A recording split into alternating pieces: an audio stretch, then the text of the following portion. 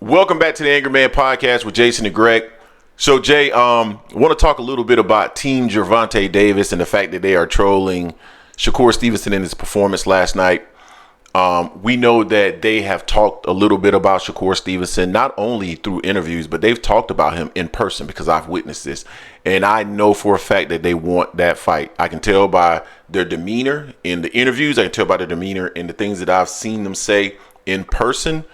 Through interviews that we personally had with them, etc. They want that fight, right? And when you want to fight, you go after that fight. You make comments about that fighter. When you don't want to fight, you avoid comments about that fighter. You're not proactive in talking about that fighter. But they have been very proactive in talking about both Shakur Stevenson and Lomachenko. Now, we know a few days ago, Coach Kenny trolled Shakur Stevenson in saying that if he doesn't knock out Artem, that he's going to elevate Abdullah Mason to the number 2 position at 135, because he believed that Abdullah Mason not only is skillful, and I believe he's skillful too, but also he felt that Abdullah Mason would knock out Artem if he had the opportunity to do so. Now, we know that last night Shakur Stevenson, although dominant from rounds 4 through 12, I don't think he did much in the first 3 rounds. We know that he did not get the knockout last night. Now, Jay, personally, I'm not going to say that Shakur Stevenson is no longer the number 2 fighter at 135 pounds because he didn't get the knockout, right? I'm not going to elevate Abdullah Mason to number 2. I don't know if Coach Kenny is doing that for real, but I think it was more so about trolling. Well, he continued to troll last night, Jay, in a post that has since been deleted. He said that Lomachenko has decided to forego his opportunity to face Gervonta Davis in the fall and instead will allow Shakur Stevenson to get that fight next, right? He's deleted the post. I can't even go to it next. I don't know if you got the screenshot of it, but he's deleted it. I know he deleted it probably because he felt that people may believe that to be true. But in reality, what he was doing was trolling because they believe. Not only do they believe, but he also feels that Lomachenko believes, or he's basically stating that Lomachenko believes that, hey, you might as well go ahead and knock him out and then fight me next, right? So that's an interesting statement from Coach Kenny. The Rise podcast more than likely will be on later today, and because they usually go on right after some of these big fights, specifically fighters that are in and around the weight class that might challenge Gervonta Davis. So I'd be curious to hear what it is they have to say, but. You know, it's trolling at its finest, and he's talking about all of them. Coach Kenny, man. Shout out to Coach Kenny, like I said, a friend of the channel and friend of the show. Jay, what's your thoughts on this trolling coming from Gervonta Davis camp? And also, what did you think about the performance last night of Shakur Stevenson? Is it a noteworthy performance, or do you think it's lackluster? Lackluster. I started from the back part of the question you asked. Mm-hmm. It was lackluster. And the fact that not that he didn't win basically, majority of the rounds. It's what he talked about what he's going to do. And he didn't deliver that. He even kept saying every time he went to the corner, I'm going to knock this guy. I'm going to knock this guy out. Then he's arguing with this trainer.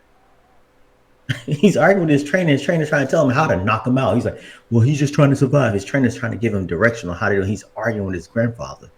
So I'm like, nah, it was lackluster in that regard there because he promised so much and then didn't deliver that.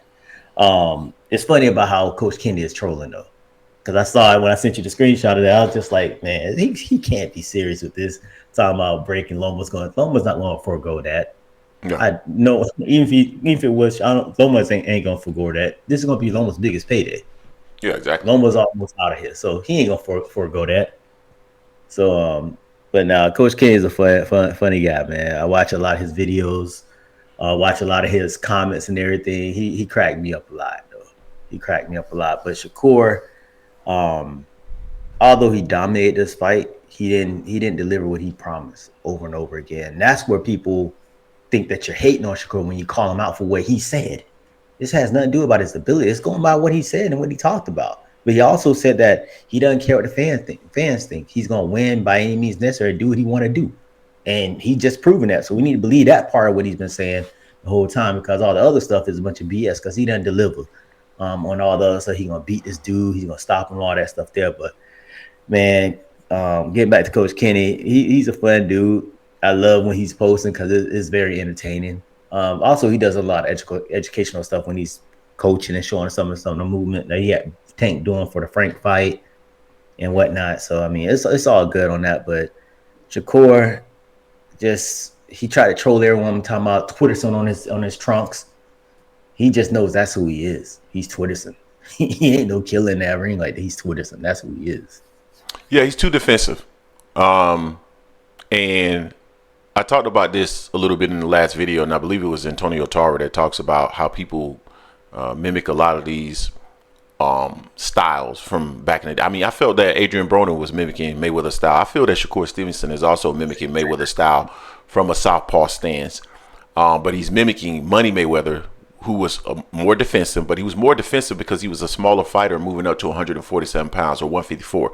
And a lot of times he was in the ring with gentlemen that outweighed him by 20 pounds. When we see Shakur Stevenson, he's the one that's the bigger fighter in the ring. He's the one that's outweighing his opponent. And it makes me question, like, dude, I get it.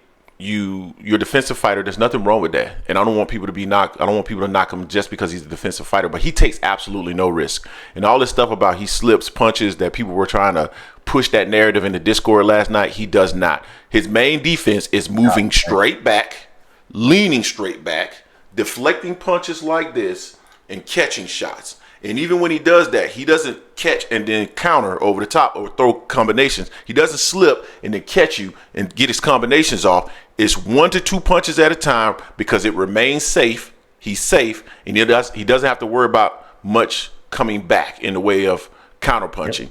Yep. And that's who he is. And he waits to punch when the probability is low that his opponent is in a position to actually return fire. That's who he is. And that style, I mean, he can say if he doesn't care what the fans want or what the fans think, that's fine.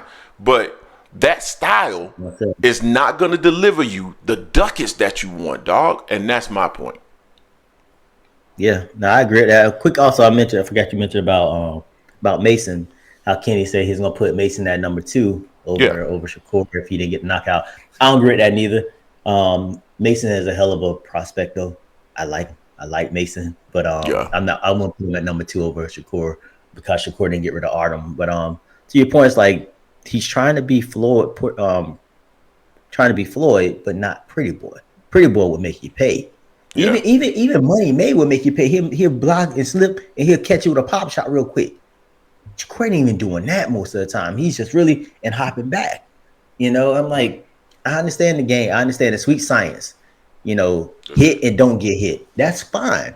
But don't sit here and try to sell everyone that you're just going to be knocking people out or be beating the hell out of someone, and you ain't doing that. The counters were there. Artem was there to be countered, but he didn't pull the trigger on that. He just wanted to, and just like I saw someone else talking about, he admired his work. So when he did throw a 1-2, he'll just the little 1-2, boom, boom, and he'll just look at him, or he'll just avoid him and just look at him. That's your chance right there to really catch him and counter him and get him up out of there. But Shakur doesn't work like that. That's who he is. We need to accept this is who he is. More importantly, he needs to accept this is who he is instead of selling all that BS that he's doing on Twitter. Yeah, he's not going to beat Tank fighting that style. They're not going to give him a win over Tank fighting that style. He's going to have to do better.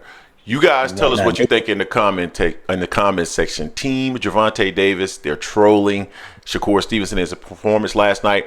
Tell us what you think. If you want to, join the Discord. Let us know if you want the link. But don't forget to hate, like, comment, and subscribe. This is the Angry Man Podcast, AM Sports Media, and we are